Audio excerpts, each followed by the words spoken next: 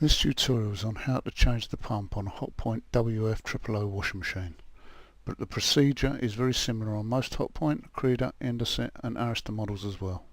Before you attempt any repair on a domestic appliance, switch it off from the power supply and remove the plug. If your washing machine still has water in it when the cycle's finished, then you probably have a blockage or a pump fault. The easiest way to determine which one you have is to lower the outlet hose into a bowl, and if the water runs out freely then you have a pump fault. So leave the hose there until the bowl's nearly full. Then to stop the flow, just lift the hose up and hook it back into the standpipe again. Empty the bowl and start again until the drum's empty. Then tilt it forward and rest it on something sturdy like a wall or kitchen unit. It's a good idea to put a towel over the front of the machine when you tilt it forward like this. It saves scratching it or marking the wall. Now you can undo the screws holding the rear inspection panel on. This will give you access to the pump and sump as well as the motor.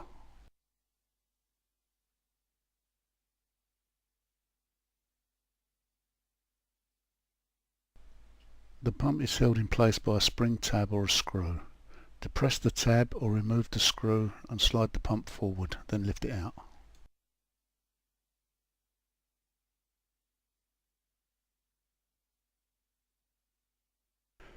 At this point you'd be advised to slide a bowl under the machine to catch the water that will come out when the hoses are removed. Release the clip holding the sump hose on the pump. These are a nylon male-to-female interlocking clasp. Just lever the centre section out and it will separate from the joint. Make sure the pump is over the bowl before you remove the hose, because water will come out and it's better to come out into the bowl rather than on the floor.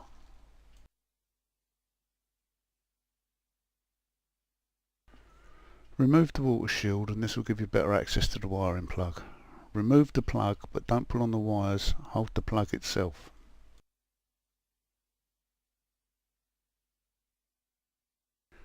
Release the clasp holding the outlet hose onto the pump and pull the hose off.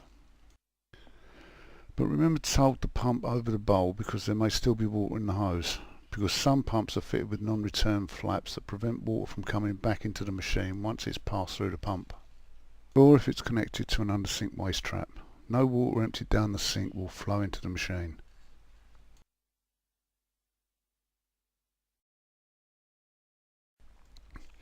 Test the circuit by selecting 200 ohm setting on your meter and touch both terminals on the coil. If like this one you get no reading, then there's a fault and you need to replace the pump. You would test the pump in situ, but I'm testing it now because it's easier to show like this.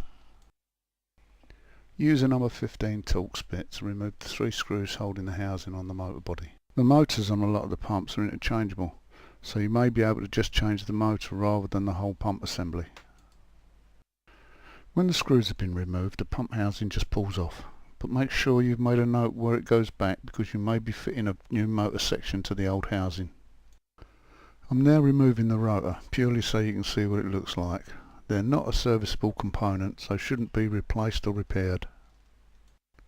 Make sure the seal is clear from grit and any other foreign body before refitting the pump housing, or the pump may leak.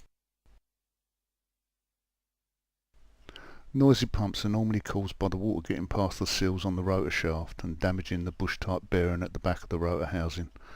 These are not repairable either, so once again a new pump would be needed.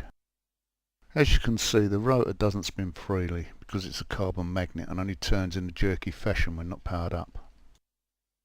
But this is normal, so don't think the pump's faulty for this reason.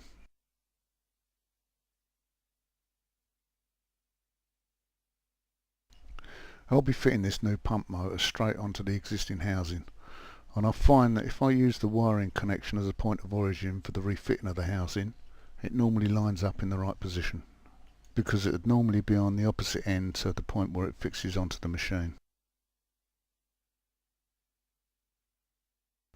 Ensure the housing is seated fully on the pump motor before refitting the screws, but be careful not to over tighten them because you could strip the thread in the housing.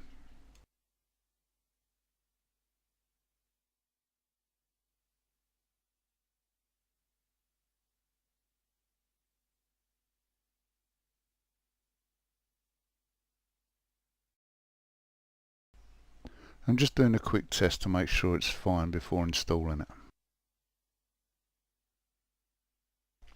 Reconnect the wire-in plug, then slot the pump back into the grooves in the base of the cabinet.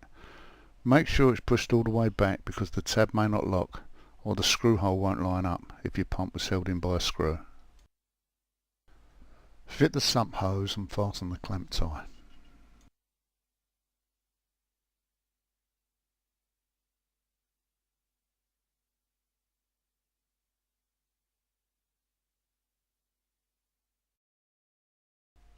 Now refit the outlet hose and clamp that in place as well.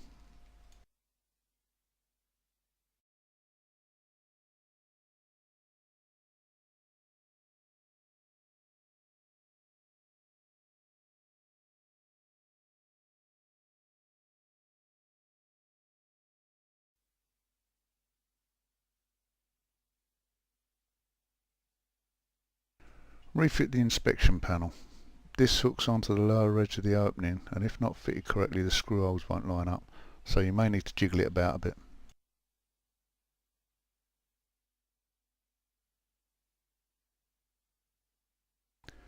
You can now stand the machine upright and it's ready to be water tested. On behalf of Selfix UK, we'd like to thank you for watching this video and hope you found it interesting. Goodbye.